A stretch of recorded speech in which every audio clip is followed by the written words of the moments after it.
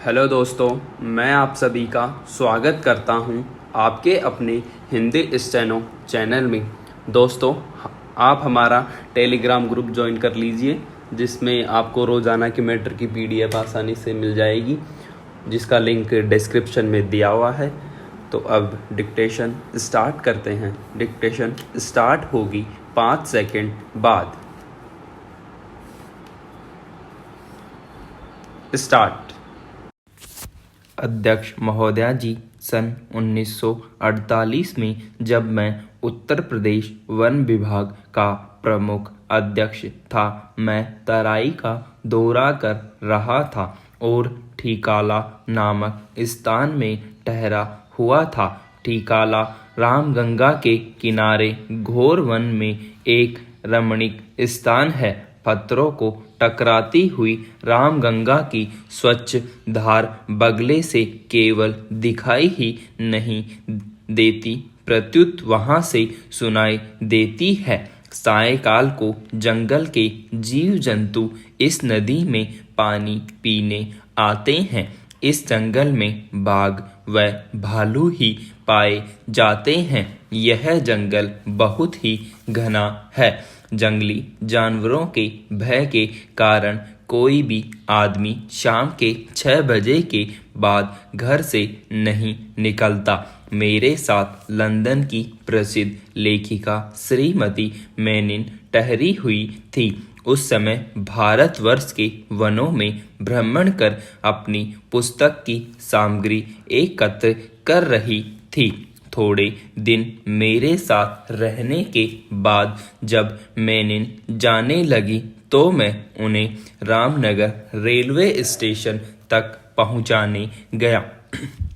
सभापति महोदय कुछ समय पहले एक सरकारी स्कूल में गई, जो अपेक्षा बड़ा सुंदर था। शिक्षकों से बातचीत के दौरान पता चला कि कुछ शिक्षक छुट्टी पर या किसी अन्य ड्यूटी पर प्रतिनियुक्त हैं। स्कूल में करीब 200 बच्चे थे।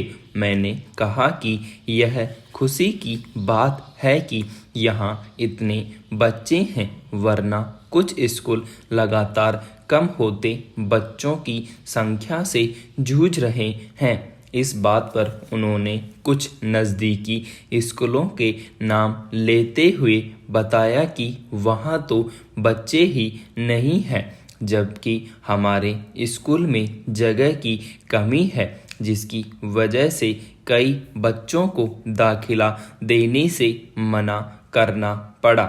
मैंने कहा कि इसका मतलब यहाँ पढ़ाई अच्छी होती है। इस पर एक शिक्षक ने एक सांस में कुछ बातें कह डाली। हम तो अपनी तरफ से पूरी कोशिश करते हैं, मगर आजकल सरकारी स्कूल में वही बच्चे आते हैं जिन्हें कहीं दाखिला नहीं मिलता। ज़्यादातर झुग्गी झोपड़ियों के होते हैं, जो दाखिले के बाद नियमित स्कूल नहीं आते। उनके अभिभावकों को होश ही नहीं होता कि बच्चे किस क्लास में पढ़ रहे हैं।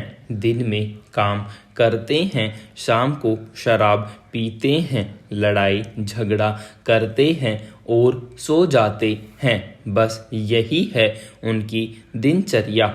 खुद ही पढ़े लिखे नहीं हैं तो बच्चों को क्या बताएंगे। इस कारण ये बच्चे घर जाकर कुछ नहीं पढ़ते हैं। एक पहाड़ा आता है, मगर इन बच्चों के पीछे बहुत मेहनत करनी पड़ती है। मैंने कहा कि आपकी बात सही है, लेकिन आप लोगों की बात में ही इसके कारण भी छिपे हैं। जो बच्चे यहाँ आ रहे हैं, सभापति महोदय जी, कैसा दौर आ गया है कि अब हर पुरुष पर शक होने लगा है। खास तौर पर बच्चियों को लेकर किसी पर भरोसा नहीं होता।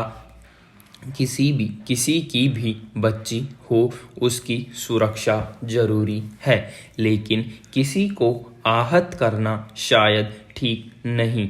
मुझे गार्ड पर भरोसा नहीं हुआ, उस बच्ची के पिता पर भरोसा नहीं हुआ, शायद उन दोनों को भी मुझ पर भरोसा नहीं हुआ। वे भी सोच रहे होंगे कि मैंने बच्ची के मामले में इतनी रुचि क्यों ली।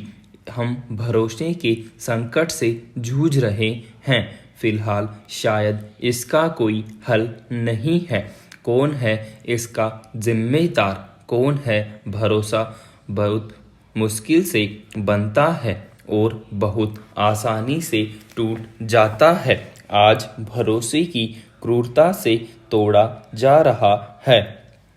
ऐसे वक्त के बारे में सोचकर दिल दहल जाता है जब हम किसी पिता के साथ उसकी बेटी को देखकर सहमने लगे और भाई से बहन को दूर करने की जद्दोजहद में जुट गए। सभापति महोदय, पानी जोरों से बरस रहा था, हवा भी जोरों से चल रही थी। ऐसी तूफानी रात में एक मुसाफिर ने सराय का दरवाजा खटखटाया। दरवाजा अंदर से बंद था। बार बार दरवाजा खटखटाए जाने पर सराय के मालिक ने कहा, मुझसे ताली खो गई है, लेकिन चांदी की ताली दरवाजा खोल सकती है।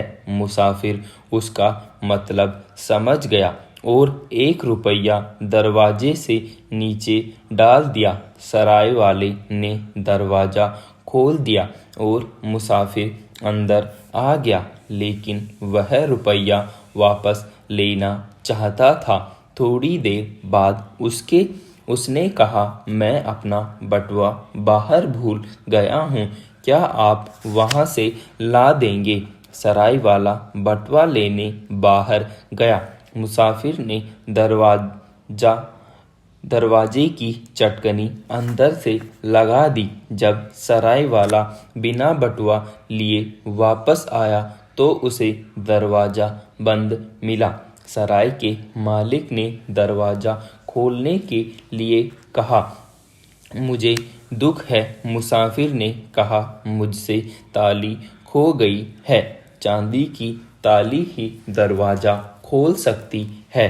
सराय के मालिक ने वही रुपया दरवाजे के नीचे फेंक दिया। मुसाफिर ने दरवाजा खोल दिया। उपसभापति महोदय जी, मैं कुछ आगे निकल गई, तब अचानक मन में अजीब सी बेचैनी होने लगी। कठुआ की वह मासूम बच्ची बरबस ही जेहन में कौंध गई।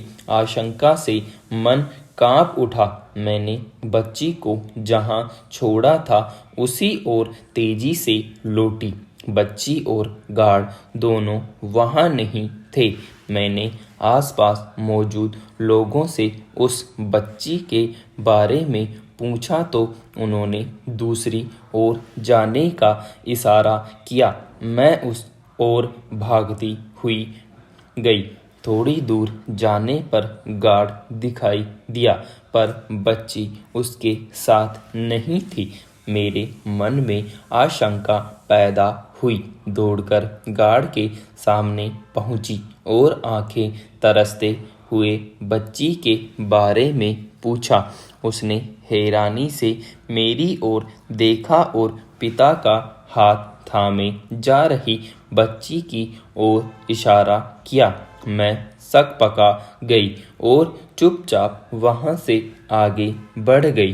पीछे मुड़कर देखने की हिम्मत नहीं हुई कि वह गार्ड वहां खड़ा रहा या चला गया।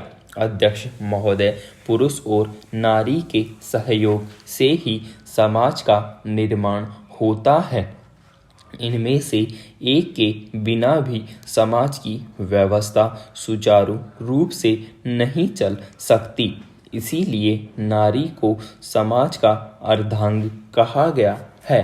नारी के सहयोग से ही समाज निर्माण संभव है। नारी में इतनी क्षमता है कि वह अपनी ममता, दया, सहानुभूति तथा वात्सल्य से घर को स्वर्ग बना सकती है। नारी कभी माँ बनकर वात्सल्य का सारा रस उड़ेलती है तो कभी भगिनी बनकर स्नेह रूपी बंधन में बांधती है। यौवन के उन्माद को केंद्रित करने के लिए नारी पत्नी बनकर पुरुष को प्रेम का अथाह समुद्र प्रदान करती है। पुरुष जीवन के किसी भी क्षेत्र में नारी की प्रेरणा से ही उन्नति प्राप्त कर सकता है।